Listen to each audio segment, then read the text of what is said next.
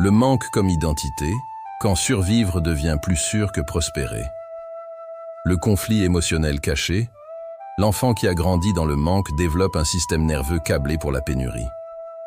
À l'âge adulte, la prospérité devient une menace identitaire. Réussir financièrement signifie trahir son passé, abandonner sa famille et perdre la seule chose qui le définit, sa capacité à survivre avec rien.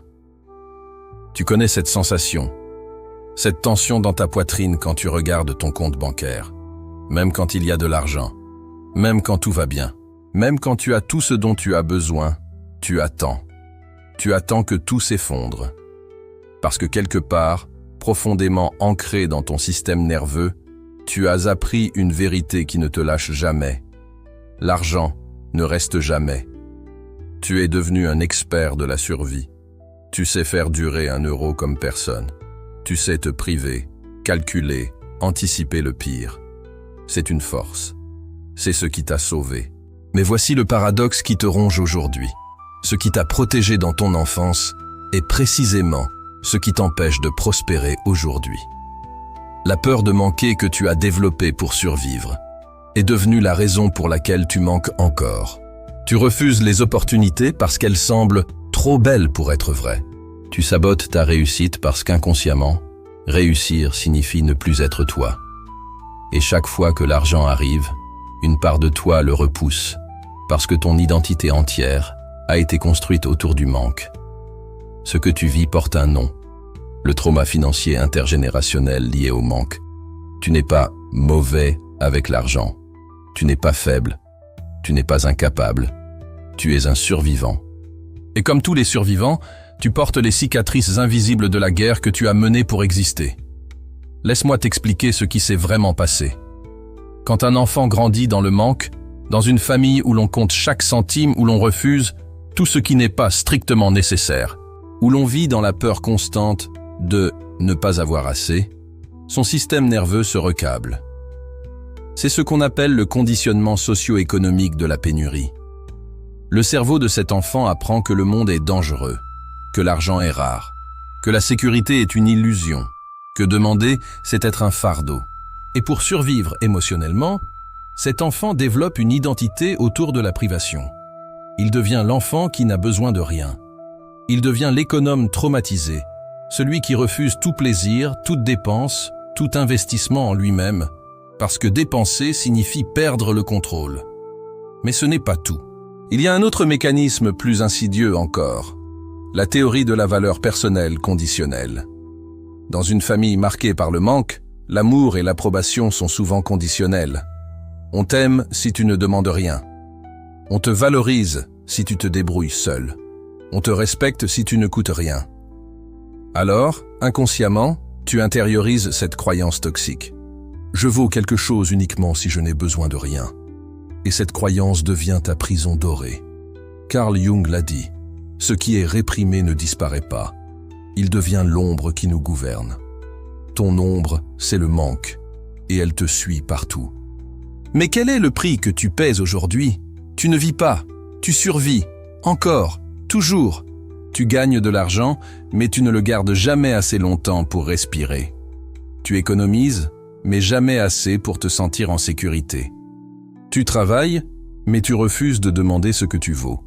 Parce que demander, c'est risquer de décevoir. Tu te prives, encore et encore. Tu refuses le restaurant. Tu refuses les vacances. Tu refuses le vêtement qui te plaît. Tu refuses la formation qui pourrait tout changer. Parce que chaque dépense réveille cette voix en toi. Et si c'était la dernière fois? Et si tout disparaissait demain? Tu vis dans un futur catastrophe qui n'arrive jamais, mais qui te vole ton présent. Sénéca, le philosophe stoïcien, a écrit « Nous souffrons plus souvent dans l'imagination que dans la réalité. » Et c'est exactement ce que tu fais. Tu souffres d'un manque qui n'existe plus. Mais le coût le plus lourd, ce n'est pas financier, c'est existentiel. Tu sacrifies ta liberté pour ne jamais trahir ton passé. Tu restes fidèle à la souffrance de tes parents, à leur lutte, à leur peur. Parce que réussir financièrement, pour toi, c'est les abandonner, c'est dire « je ne suis plus comme vous », c'est quitter la tribu. C'est briser le pacte silencieux de la famille. Et cette culpabilité invisible, elle te paralyse. Tu pourrais avancer, tu pourrais prospérer, tu pourrais enfin respirer. Mais tu ne le fais pas. Parce qu'une part de toi a peur de perdre la seule identité que tu connais. Celui qui sait survivre avec rien. Alors, à quoi ça ressemble concrètement dans ta vie d'adulte? Voici ce que tu pourrais reconnaître. 1. La procrastination. Tu repousses les décisions d'argent. Ouvrir ton compte bancaire te donne de l'anxiété. Créer un budget te semble insurmontable. Investir? Hors de question. Trop risqué. Trop abstrait. Trop dangereux. Quitter à recevoir. Quand quelqu'un t'offre quelque chose, tu refuses. Quand on te complimente, tu minimises. Quand on te paie, tu te sens coupable. Parce que recevoir, c'est être redevable. Et être redevable, c'est perdre le contrôle. 3. Les dépenses impulsives suivies de honte. Tu économises pendant des mois, puis un jour, tu craques, tu dépenses tout d'un coup. Et après, tu te punis.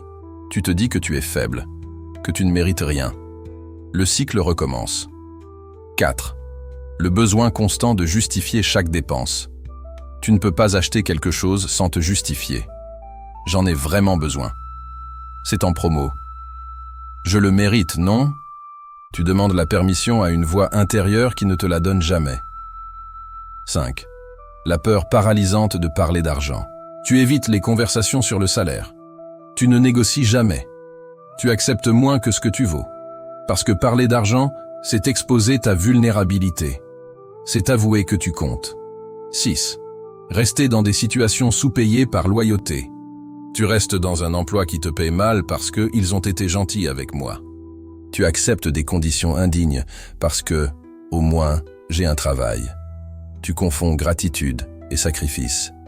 Ce ne sont pas des défauts, ce ne sont pas des faiblesses. Ce sont des stratégies de survie.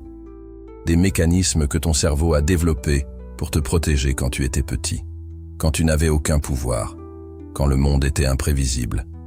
Mais aujourd'hui, tu n'es plus cet enfant. Et ces mécanismes qui t'ont sauvé te gardent maintenant prisonnier. Alors, comment guérit-on de ça? Comment se libère-t-on d'une identité construite sur le manque? La vérité, c'est que tu ne peux pas effacer ton passé. Tu ne peux pas réécrire ton enfance. Mais tu peux te reparenter financièrement. Tu peux devenir l'adulte qui donne à l'enfant en toi ce qu'il n'a jamais reçu, la permission d'exister sans se justifier. Voici comment commencer. 1. Reconnais ton trauma financier. Arrête de te dire que c'est dans ta tête, c'est réel, c'est valide, et ça mérite d'être nommé. 2. Journalise ta relation à l'argent. Écris chaque semaine. Quand je pense à l'argent, je ressens. Laisse sortir la peur, la honte, la culpabilité. Mets des mots sur l'invisible. 3. Pratique la sécurité interne. La sécurité ne viendra jamais d'un chiffre sur un compte. Elle vient de ta capacité à te dire « Peu importe ce qui arrive, je peux me débrouiller ». Répète-le, ressens-le. 4. Apprends à recevoir, commence petit. Accepte un café offert. Dis merci sans te justifier. Ouvre-toi à l'abondance, même sous forme symbolique. 5. Rends l'éducation financière émotionnelle. Ne te contente pas d'apprendre comment investir. Apprends pourquoi tu as peur d'investir. Fais de l'argent un sujet de guérison, pas seulement de stratégie. 6. Autorise-toi à prospérer sans trahir personne. Répète cette vérité. Réussir financièrement n'abandonne pas ma famille. C'est honorer leur lutte en me donnant ce qu'ils n'ont pas pu avoir. Tu sais, Naval Ravikant a dit quelque chose de puissant. La richesse, c'est avoir des actifs qui génèrent des revenus pendant que tu dors. Mais la vraie richesse, c'est ne plus avoir besoin d'impressionner qui que ce soit. Et c'est là que tu dois aller. Vers un endroit où l'argent n'est plus une menace. Où il n'est plus une mesure de ta valeur. Où il est simplement un outil, un moyen. Pas une identité. L'argent ne te définit pas. Il te sert. Il ne te gouverne pas. Tu as survécu au manque. Tu as traversé l'impossible. Maintenant, donne-toi la permission de prospérer. Pas pour oublier d'où tu viens, mais pour honorer ce que tu es devenu. Si cette vidéo a résonné en toi, partage-la avec quelqu'un qui en a besoin. Abonne-toi pour plus de contenu sur la psychologie de l'argent et la guérison financière. Parce que ton histoire financière ne s'arrête pas là où elle a commencé.